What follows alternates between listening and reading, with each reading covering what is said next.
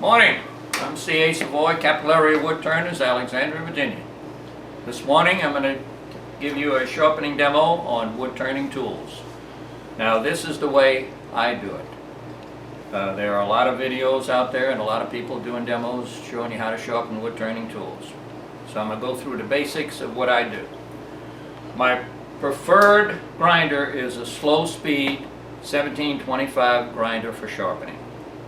It just so happens that this one right here is a 2-speed grinder, which I no longer can purchase. And if I had my druthers, I would have the 2-speed grinder because you can use the slow speed for sharpening your tools, the high speed for shaping your tools. But let's just skip over that. The grinder would be equipped with aluminum oxide wheels, 1-inch, 8-inch aluminum oxide wheels.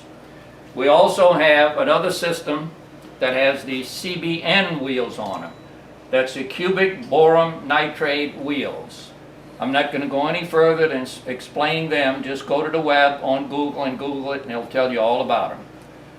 These wheels will last you a long time, but they're very expensive. They start out at about $150+ a piece. The system I like for sharpening is the Wolverine sharpening system from One-Way, from One-Way Manufacturing. It comes with the 2 holders, a V-bar, and a platform. That's called the Wolverine sharpening jig. Other attachments you can get to it also is the mini platform and the original Veragrind and the new Veragrind 2. And I'll go through all the sharpening procedures using both jigs. We'll start off this morning sharpening scrapers. Now, the traditional scraper would be just flat across the top with something greater than 90-degree angle. 75 or 80 is what I prefer. But what I do on my scrapers, this becomes what I refer to as a finishing scraper. I do a negative rake on the top side of the tool, and there's no set angle, just a negative rake, and then I sharpen the nose to 75 or 80 degrees. And what this does, this becomes a cutting tool. Unlike a normal scraper, you would have the handle up, the nose down, and actually scrape. With this tool, you go in and you rub the bevel. It becomes a cutting tool. And you can hog out the inside of a bowl with this, beautiful cuts. In fact, you can do the outside of a bowl with it too. Now, how do you sharpen this or any scraper? And normally, on these grinders, they come with a 120 grit wheel and an 80 grit wheel, okay? When you get yours, your 60 may be on this, 60 and a 120, I'm sorry. Your 60 may be on one side and the 120 on the other. It depends where you get the grinder from. On this one, I happen to have a 120 on this side. Now, if I'm sharpening a scraper, I'll go ahead and do this side first. If it's original, do this side first on the rough wheel, and then come over here and use a smooth wheel because I want this surface to be perfectly smooth. Then I would take and go over here to the rough wheel, whether it be 60 or 80 grit, and put my 75 or 80 degree on there, and that raises my burr. And that's all there is to sharpening a scraper. Now, when it comes to sharpening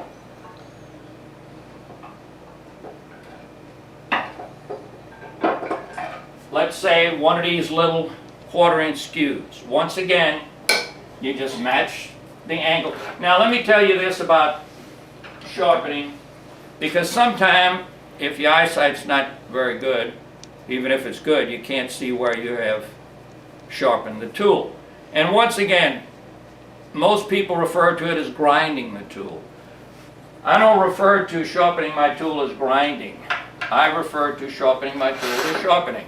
So this is sharpening the tool, not grinding the tool. You set the platform, put the tool up there, put the tool to the wheel.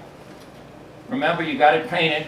Go ahead, turn the wheel and see where it's rubbing the black off. If you got it where you want it, turn the grinder on and go ahead and sharpen it. And this guy, you just go back and forth. Like, okay, I'll turn the machine on and we'll do this very quick.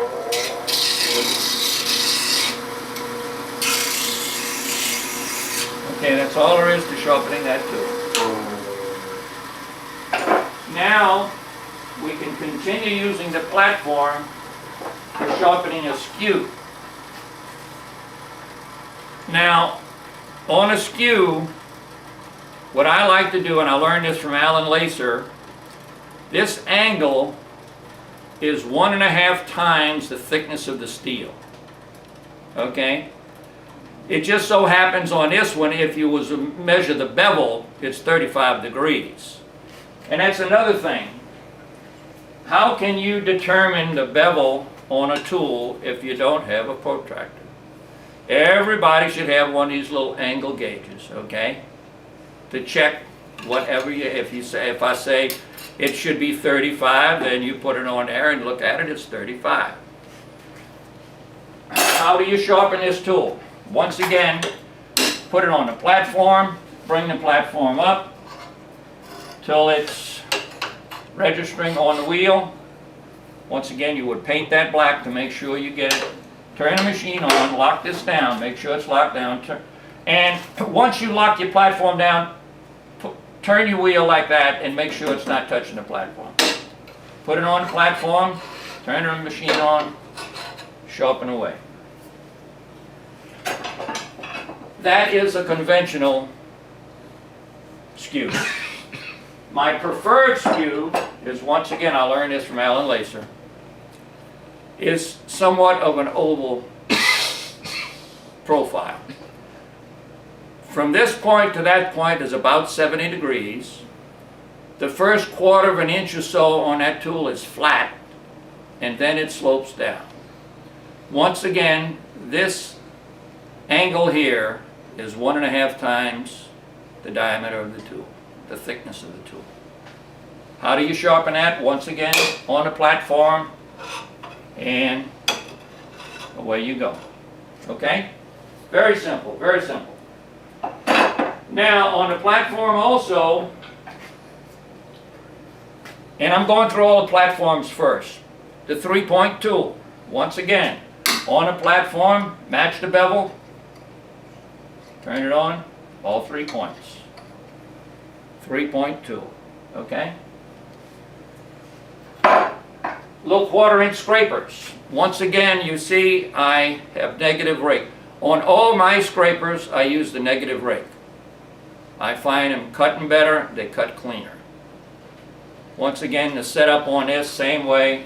You go to your rough wheel, you do your profile, come back to your smooth wheel, smooth it up, go back to your rough wheel, do your 75, 80 degree, and that's it for that. Now, how do you sharpen hollow turning tools? Okay, these little tips. These are little 3/16 cutters that are glued in, so when you sharpen them, you do not want to heat them up a lot, because if you do, it'll break the glue joint. Just set your platform, and once again, on these little guys, there's no set angle. Anything better than 90 degrees will cut. So you just put it on the platform and present it to the front of the wheel. Once again, present it to the front of the wheel and just roll off the side. That's all there is to sharpen, okay? Present it to the front of the wheel, roll off the side. And you don't want to take a lot of metal off because there's not a lot of metal to deal with. You can also slipstone, okay, and get by with that. but I find it cuts better with that little bit of burr you get off the wheel. So I rarely ever slipstone. And my problem with slipstoning, if you don't get it perfectly and you round it over, you have no cutting edge.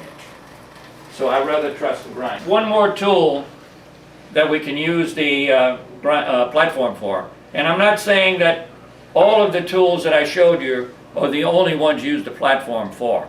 This is some of the ones you can use the platform for. Now on the thin kerf porting tool, there is no set angle for here. There is no set angle for there. Whatever makes you happy and whatever cuts. Some people just bring the angle right on down to the bottom of the tool. I find that putting that little bevel there makes the tool cut better. You ride the bevel and bring it into the cut. How do you sharpen that? When you first get the tool, it may or may not have that little bevel on there. If you want it on there, the only thing you have to do is take it up to the wheel, turn the wheel on, and go ahead and put that bevel on there. Okay, that's all there is to that. Now, you want to set your platform up for whatever angle you like that is being. From a safety standpoint, Go should you have been changing that platform with the wheel roll? No, Okay. okay, And I'm yeah, that's fine. to be a smart. Oh, we stopped? Oh, No, but it's okay. okay. Start wherever you want. When you change your platform, make sure the wheel is stopped. And this is called a Cajun brake. Everybody's got to have a Cajun brake. So we stopped the wheel, and I'm going to go ahead and set up the platform for the profile on the front of this tool. That's close enough. Lock it down, spin it to make sure it's spinning, turn the machine on, put the tool on the platform, just back and forth across the wheel until you have it all sharp. Okay, that is all there is to sharpening that particular type of tool. Okay? So basically, that is all the tools I'm going to use a platform for. Now, there is one other platform. Remember, don't move the platform till you stop the wheel. Okay. If you happen to have a tool that is short, then you need the small platform. I'm not going to adjust this platform because it's already been pre-adjusted for something. But anyhow, if you have a tool, let's say that's only that long, the big platform, you can't use it unless you put a riser block on it. These little platforms are great. Get you any place you want to go. So this is an accessory to the Linaway sharpening system. And now we'll go with the V-bar. And where is the V-bar? Right here. The tools that you use the V-bar for. You can use it for your parting tool.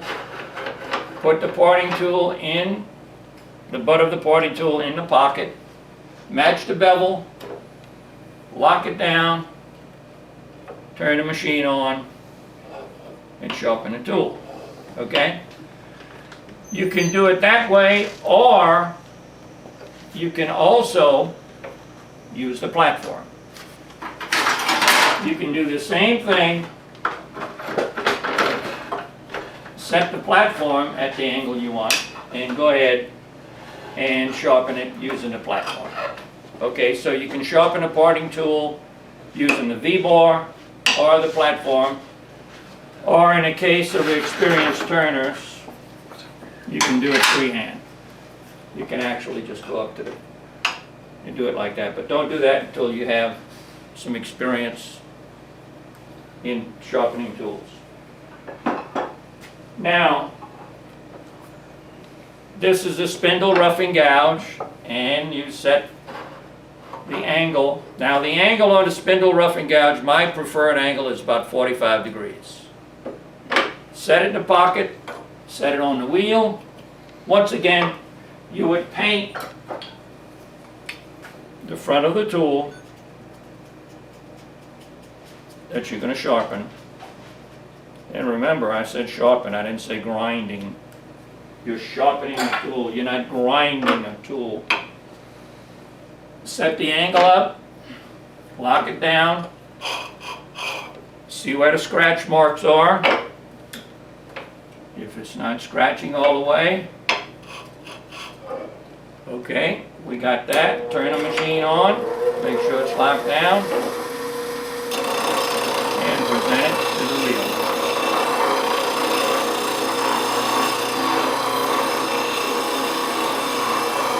Now, on a parting tool, a spindle roughing gouge rather. This is a spindle roughing gouge. Remember that. Spindle roughing gouge. Do not attempt to rough a bowl with this. This tool is used strictly between centers. The preferred angle, the preferred profile on this type of tool is pretty much flat across the front. Okay, pretty much flat across the front, 45 degrees. Okay, so that's all there is to sharpening a spindle roughing gouge. Excuse me. All right, now let's get into the jigs.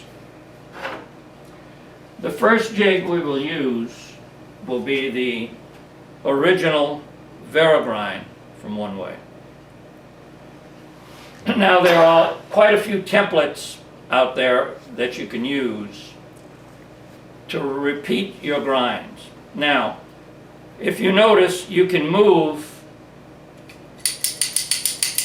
this lever, this leg, back and forth, and you can move this in and out. By manipulating this arm and moving this in and out, you can match pretty much every grind that you can use a jig for by manipulating this and this. Manipulating this adjusts the nose angle. Manipulating this, you adjust the side angle on the tool.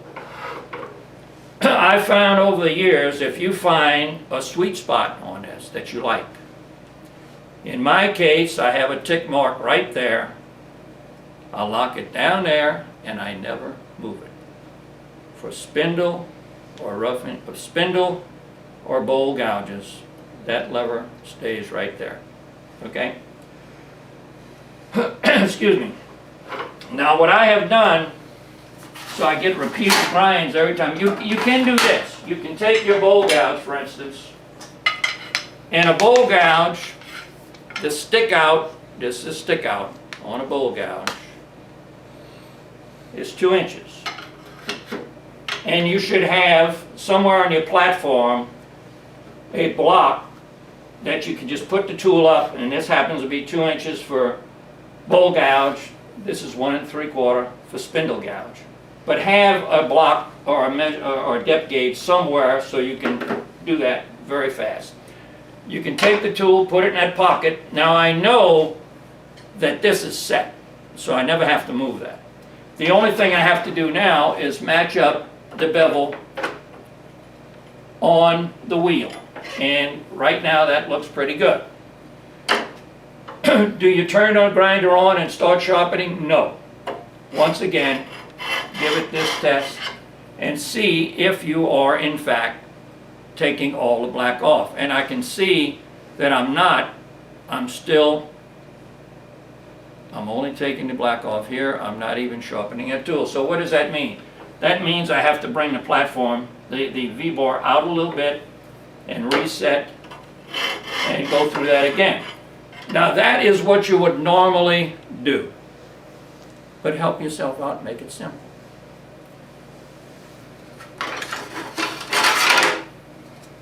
You can make one of these for the Varigrind, for the bowl gouge, and what you do, each time you just set that little dude right in there, bring it up till it touches the wheel, lock it down. Every time, this now is always the same distance from the wheel. One thing you don't want to do, these wheels are friable, and that's another thing I didn't go through and I will go through in a minute. Keep these wheels clean. And each time you dress a wheel, and let me show you what dressing a wheel means. Each time you dress a wheel, you reduce the size of the wheel. So, I'm going to dress this wheel, platform, wheel dresser, and that's what you want. You don't want this. You don't want that wheel to bounce. You just keep pressure on this, on the platform, back and forth, and that cleans the wheel. At the same time, it reduces the size of the wheel. I've seen a couple of videos where people say, well, once you establish that you're satisfied, mark this, and that's all you got to do every time is come back to that same mark. No. The wheel, every time you clean that wheel, it reduces it just a little bit. And if you're turning bowls, by the end of the day, if you've trued that wheel up 15 times, I guarantee you've taken some amount of material off, and it'll change the angle of your tool. How severe is that? It's up to you. But I wouldn't recommend doing that. So now, the jig is, everything is set up to sharpen this tool the same time, same way every time. On a bowl gouge, you lay it on its side, bring it around. If it's a long handle like that, you can change hands.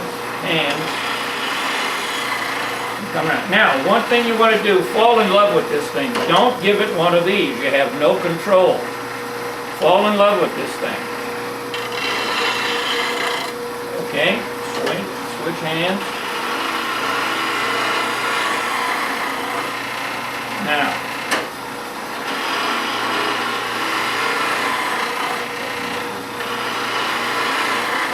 and what you want to do, don't spend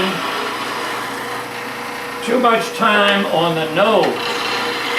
Get your side profile the way you want it, and then you just come through a sweeping motion and blend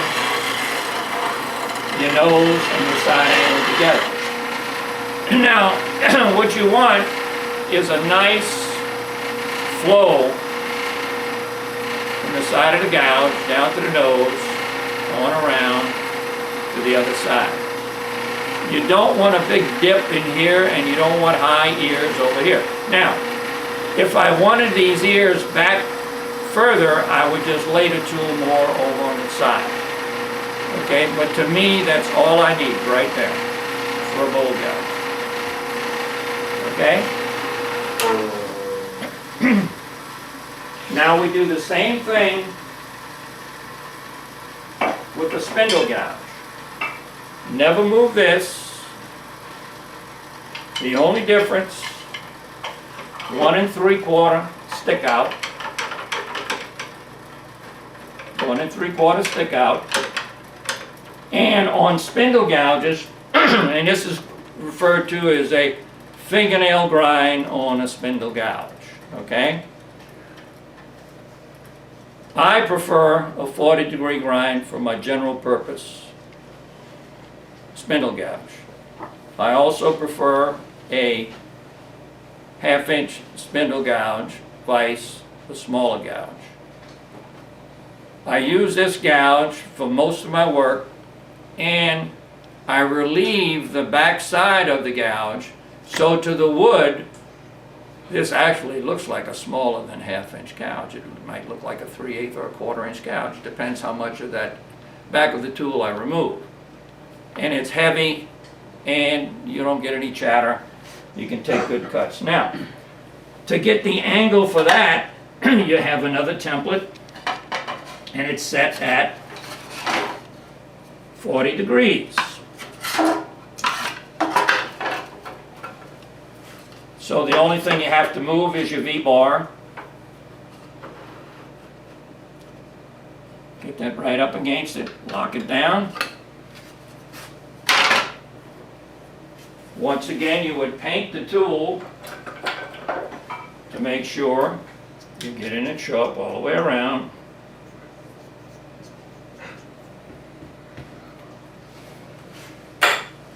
Paint it all the way around.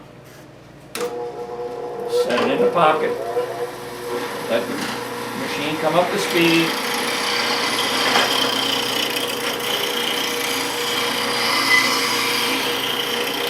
Now the reason I'm having to grind a little metal off, because these jigs were set up for my machine at my shop.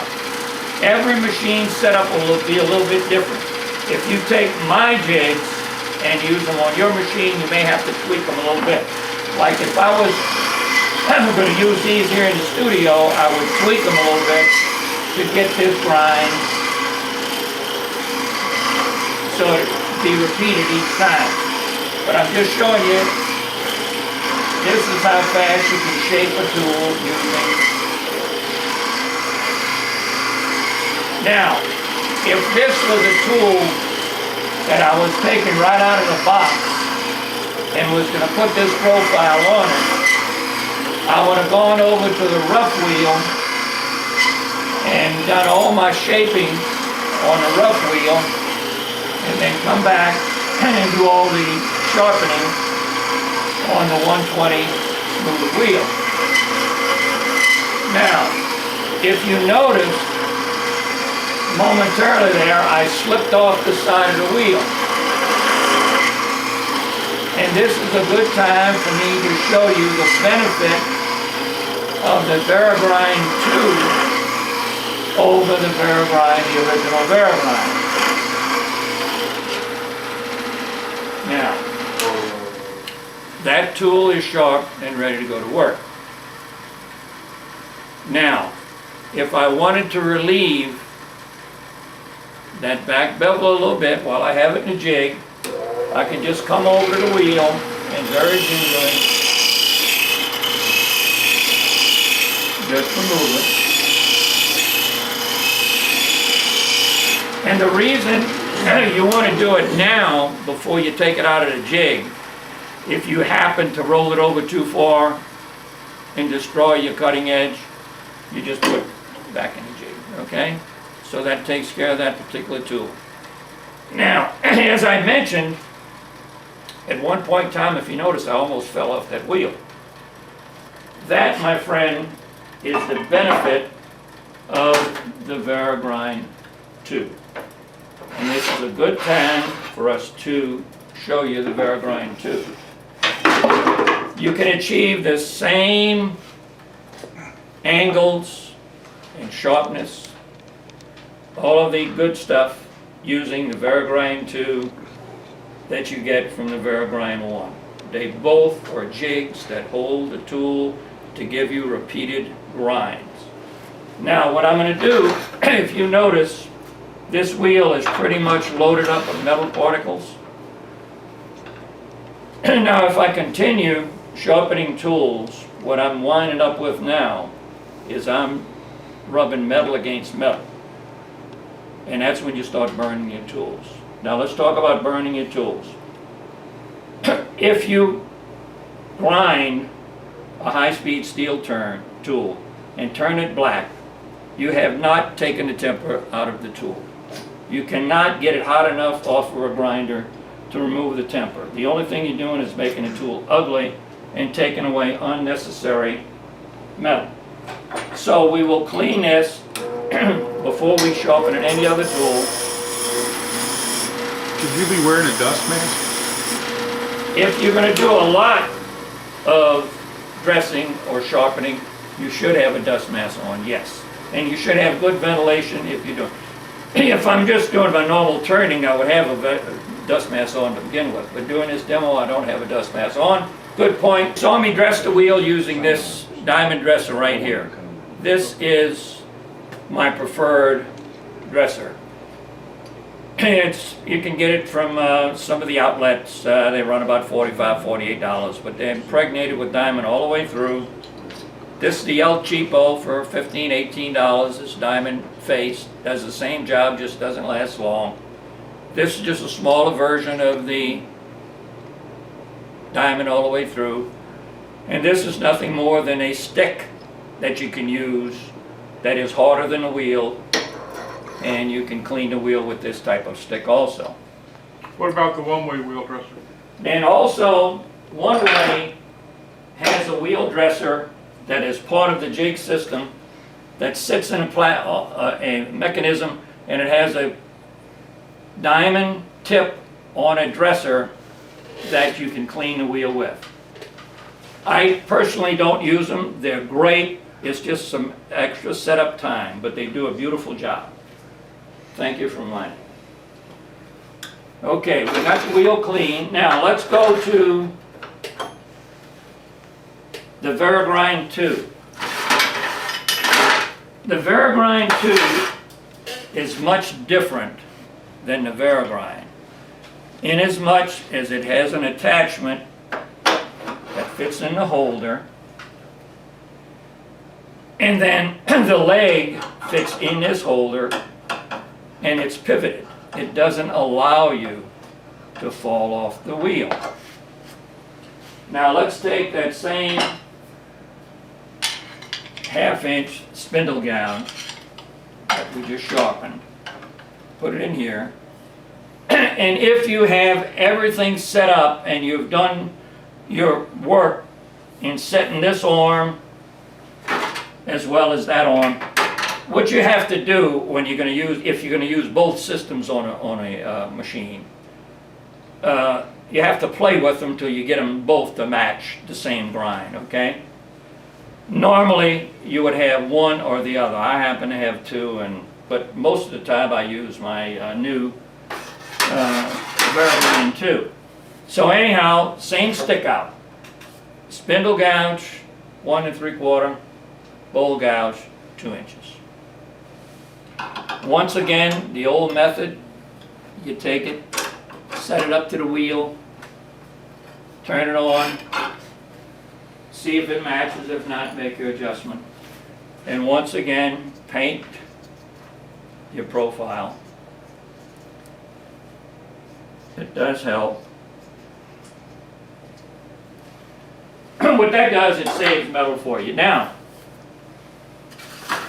that was the Veragrind platform templates we had here. We'll get them out of the way.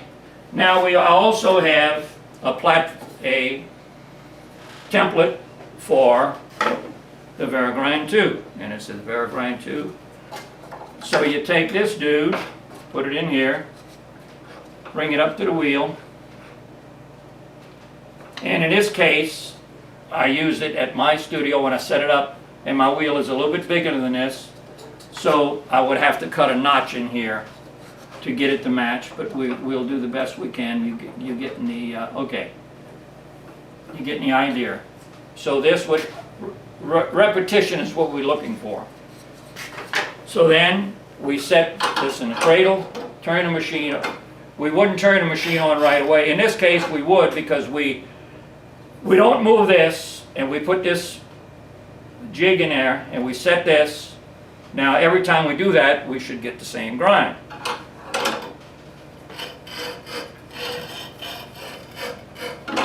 And that's pretty close, judging going from one machine to the other.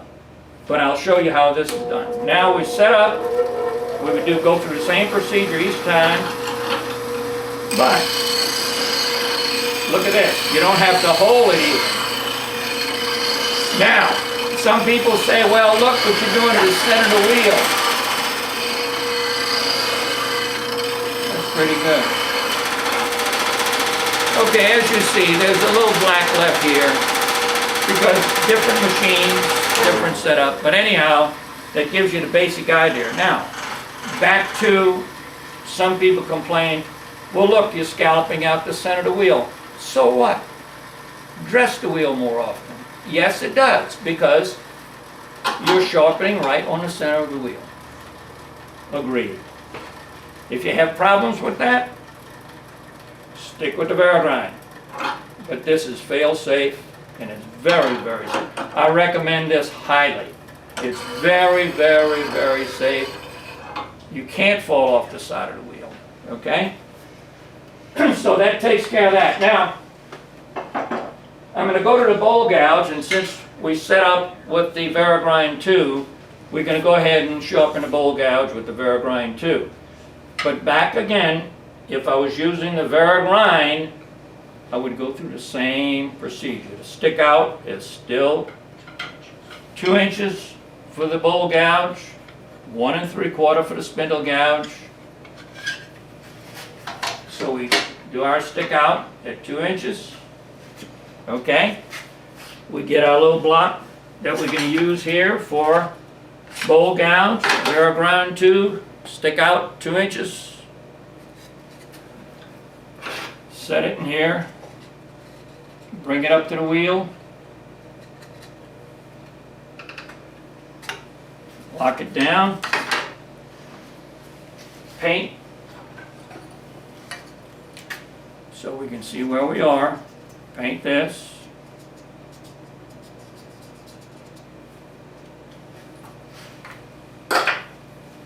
Turn the machine on. We're not going to worry about checking it, because we're going to assume that the jig is set up right.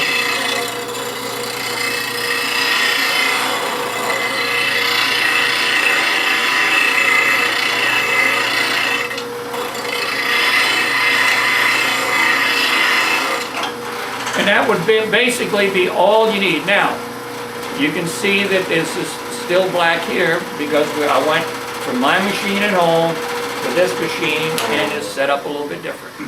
But the tool is sharp.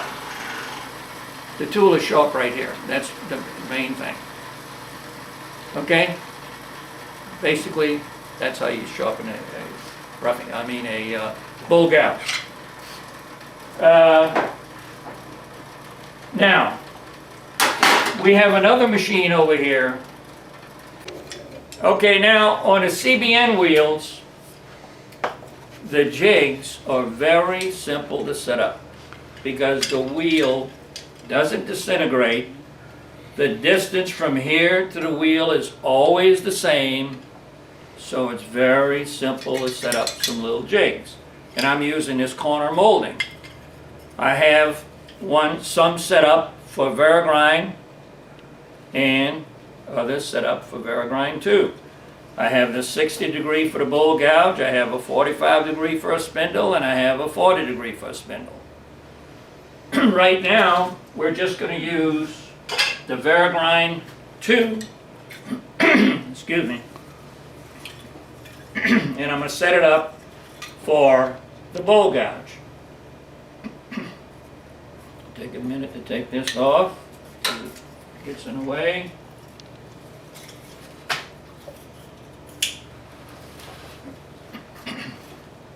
Now this is going to be the Verigrind 2 60 degree bowl gouge. Just set it in here, bring it up, lock it down, remove it.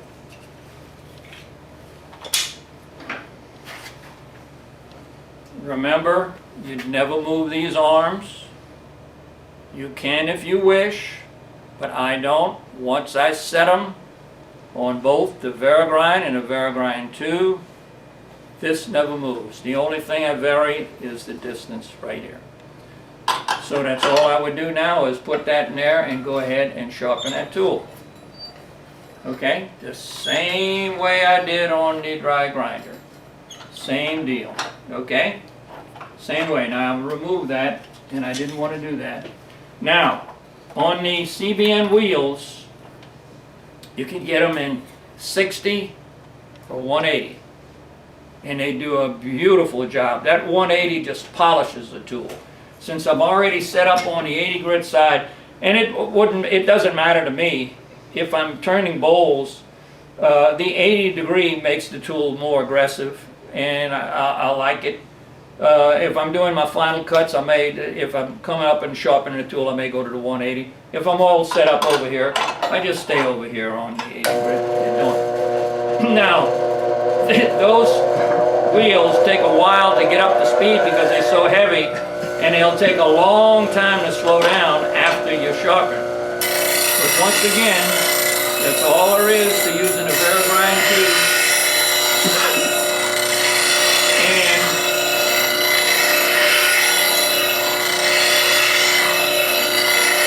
now normally you would make one pass and be done, but once again, since these machines were set up different than my machines at home, I'm getting slightly different grind. Everything will work, it'll still be 60 degrees, but on this one, I see my shoulders will be a little more, this angle will be a little bit less right now when I use this machine vice over here. So you have to be very cautious when you go from one machine to the other. If you're that particular and you want it set up and you're going to use the CBN wheel all the time, then that's the way you want to do it. You can't be going from one machine to the other, okay, because the jigs aren't set up that precise. At my shop they are, but here, since it's different machines. But anyhow, even to take that much metal off, the tool it would still be the same mold valve, just a little different on the wing side. In fact, some people like the side of the tool, this, to be less of an angle, I would say. I haven't changed that 60 degree, it'll still be 60 degree there. But this angle will change a little bit.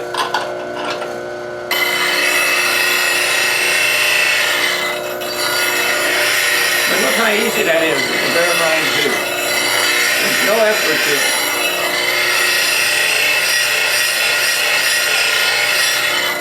And once again, on these CBN wheels, you see very little sparks.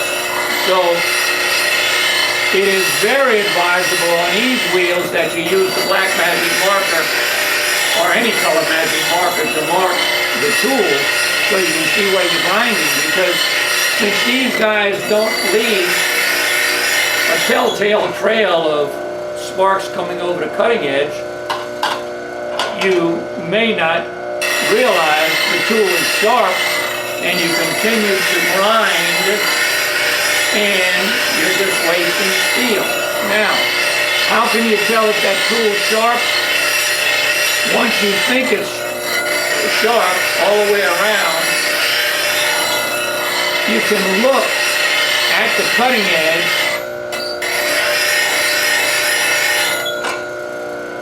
and when you look straight down at the cutting edge, if you cannot see the cutting edge, if it looks like just a little black line, it's sharp. If you see any glitter on that cutting edge, that tool is not sharp. So if it looks almost invisible where it comes to the cutting edge, then that tool is sharp. Okay? If you have any questions? CA, can you do carbon steel with the CBNs? No. Good point, Frank. CBN wheels are designed for high-speed steel only. Do not put any other kind of steel on it. You will ruin the wheel, and they are non-repairable. If you come here with a piece of aluminum, which I have done, that's a no-no. Come with a carbon steel. The carbon steel would get embedded in this grit, and the wheel is basically ruined. Okay? You might get by with it once, but you don't want to do it too many times. Any further questions? Is there various grades of high-speed steel? It doesn't matter? No. As long as it's high-speed steel, they'll work. Okay? Thank you very much.